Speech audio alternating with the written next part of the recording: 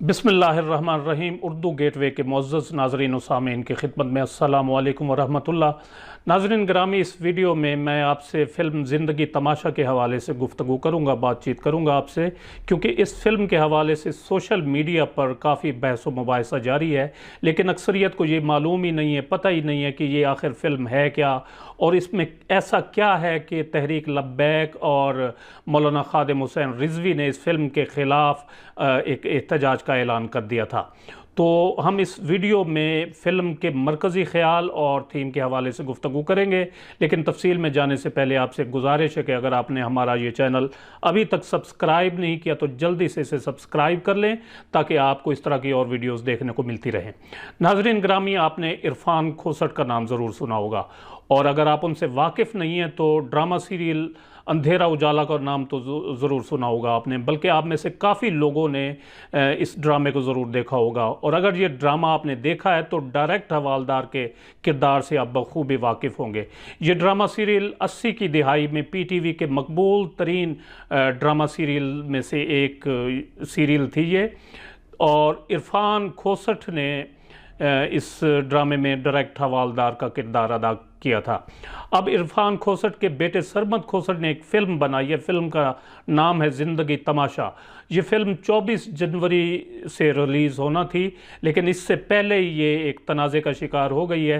हालांकि Sindh sensor board है जो फ़िल्म का, और पंजाब फ़िल्म सेंसर बोर्ड, और जो मरकज़ी फ़िल्म सेंसर बोर्ड है, उसने इस फ़िल्म को पास कर दिया था, और इसके बाद ही इस फ़िल्म ने 24 जनवरी को रिलीज़ होना था। लेकिन अपने रिलीज़ होने से 2 दिन पहले इस फ़िल्म पर पाबंदी आयद कर दी गई है, और वफाकी हुकूमत ने इस फ़िल्म को इस्लामी नज़रियाती कौंसल को रेफ़र कर दिया है कि वो इस फ़िल्म पर अपनी राय से हुकूमत को आगाह करे कि इस फ़िल्म में इस्लामी शार के ख़िलाफ़ कोई तौहीन आमेज़ किरदार है, डायलॉग हैं या नहीं है। इस फ़िल्म का अभी 2-3 हफ्ते पहले एक 2.5 मिनट का ट्रेलर भी जारी किया गया है दोबारा, जिसमें एक नात खान को दिखाया जाता है, और ये फ़िल्म इसी नात खान के गिर्द घूमती है। इस नात खान का फ़िल्मी नाम है मोहम्मद राहत ख्वाजा, जिसको उसकी फहश हरकत की वजह से समाज के सामने तमाशा बनते हुए दिखाया गया है, और इसी नात खान की ज़िंदगी को तमाशा बनते दिखाया गया है, और इस फ़िल्म का उसी हवाले से नाम रखा गया है ज़िंदगी तमाशा। इस फ़िल्म में इस नात खान को सदफ़ नामी लड़की से प्यार, मोहब्बत और इश्क करते हुए दिखाया गया है। इस नात खान की इस लड़की के साथ एक वीडियो भी बन जाती है, जो कि फ़ेसबुक वगैरह पर वायरल हो जाती है। नात खान राहत ख्वाजा वीडियो बनाने वाले लड़के से लड़ते हैं, और वो आपस में गुत्थम गुत्था होते हैं कि तुमने मेरी वीडियो क्यों बनाई। और जो ये मौलवी मस्जिदों में और मदरसों में बच्चों के साथ हरकतें करते हैं, इसके बारे में तो आप खामोश रहते हैं, इस पर वीडियो नहीं बनाते। फ़िल्म का जो ट्रेलर है उसकी वीडियो का लिंक इस वीडियो की डिस्क्रिप्शन में मौजूद है, जिस पर क्लिक करके आप फ़िल्म का ट्रेलर देख सकते हैं, और आपको अंदाज़ा हो जाएगा कि फ़िल्म का मौजू और मरकज़ी जो है थीम क्या है। ये ट्रेलर इसी तरह के होते हैं जिस तरह कहा जाता है कि देग में से चावल चखना, और उससे पूरी देग का अंदाज़ा हो जाता है कि देग कैसी पकी हुई है। इसी तरह फ़िल्म के ट्रेलर होते हैं जिनको देखकर अंदाज़ा हो जाता है कि फ़िल्म कैसी है, इसका मौजू क्या है। फ़िल्म के इस ट्रेलर पर काफ़ी शोर शराबा हुआ था, हत्ता कि मौलाना ख़ादिम हुसैन रिज़वी और उनकी तंजीम तहरीक लब्बैक ने इस फ़िल्म के ख़िलाफ़ और इस ट्रेलर के ख़िलाफ़ एहतजाज का ऐलान भी किया है। उनका मौक़िफ़ है कि फ़िल्म में शायर इस्लाम का मजाक उड़ाया गया है, दाढ़ी वालों का मजाक उड़ाया गया है, लिहाजा इस फ़िल्म की नुमाइश पर पाबंदी आयद की जाए। यहाँ पर मैं एक बात की वजाहत करता चलूँ कि अब जो ट्रेलर यूट्यूब पर मौजूद है, ये फ़िल्म डायरेक्टर सरमद खोसट ने दोबारा जारी किया है, और इसी ट्रेलर का जो लिंक है इस वीडियो की डिस्क्रिप्शन में मौजूद है। पहले वाला जो था ट्रेलर, उसमें ईद मिलादुन नबी के हवाले से जलसे जुलूस दिखाए गए थे एंड में, जिसमें मुख्तलिफ नारे लगते हैं। इन्हीं नारों में तहरीक लब्बैक का जो मकबूल तरीन नारा है, लब्बैक लब्बैक लब्बैक या रसूल अल्लाह लब्बैक, वो नारा लगता दिखाया गया था उस ट्रेलर में। और फिर इस वीडियो को रिपोर्ट किया गया काफ़ी, तो यूट्यूब वालों ने इस पहले ट्रेलर को यूट्यूब से हटा दिया था।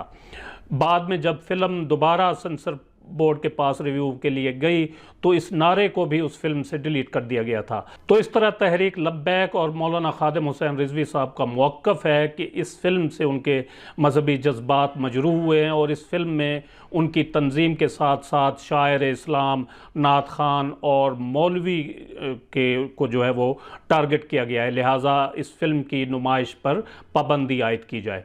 दूसरी तरफ सरमद खोसर का कहना है कि उसने ये फ़िल्म किसी ख़ास फ़िरके को टारगेट करने के लिए नहीं बनाई, बल्कि ये एक अच्छे मुसलमान की ज़िंदगी पर मबनी कहानी है। और उनका कहना है कि अगर दाढ़ी वाला शख्स मौलवी कहलाता है तो यकीन कीजिए कि ये फ़िल्म एक अच्छे मौलवी से मुतल्लिक है। नाज़रीन ग्रामी, ये तो हो गया फ़िल्म का मरकज़ी ख़्याल और दोनों फ़रीक़ैन का मौक़िफ़ जो मैंने आपके सामने रखा। अब मैं इस फ़िल्म के बारे में मेरी अपनी ज़ाती राय क्या है वो उसका मैं आपके साथ शेयर करता चलूँ। वो ये है कि पाकिस्तानी फ़िल्म इंडस्ट्री काफ़ी अर्से से आप जानते हैं कि तनज़्ज़ुली का शिकार है। माज़ी करीब में इस तरह की काफ़ी कोशिशें हुई कि पाकिस्तान में सिनेमा का रिवाइवल हो, लेकिन कोई चूरन जो है वो बिकने में कामयाब नहीं हुआ।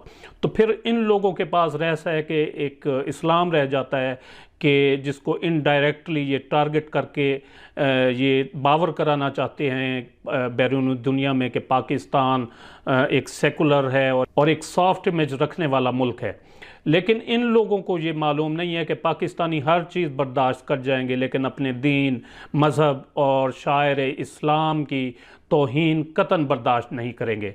लिहाजा मेरी राय में फ़िल्म साज सरमद खोसट को नात खान और मौलवी की बजाय किसी और तबके को टारगेट करना चाहिए था, जिसमें ताजिर हैं जो मिलावट करते हैं, जो 2 नंबर चीज़ें बेचते हैं खाने पीने की, दहशतगर्दी है, करप्शन है सियासतदानों की, ब्यूरोक्रेसी की, और इसी तरह के बेशुमार मौज़ूआत मिल सकते हैं जिसकी सोसाइटी को इस वक्त इस्लाह की ज़रूरत है। लेकिन उन्होंने टारगेट किया नात खान और मौलवी को, और उनको मालूम है कि इस तरह उनकी फ़िल्म की खूब तशहीर होगी, और हो रही है कि अभी फ़िल्म रिलीज़ नहीं हुई और मशहूरी काफ़ी हो गई है।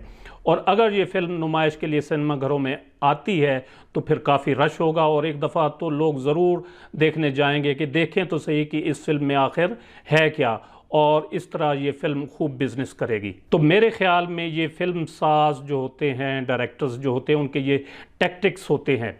आपकी इस बारे में क्या राय है? अपनी राय का इज़हार कमेंट सेक्शन में ज़रूर करें। वीडियो अगर अच्छी लगी हो तो इसे लाइक और शेयर ज़रूर कर दें। अपना कीमती वक्त देने का बहुत बहुत शुक्रिया।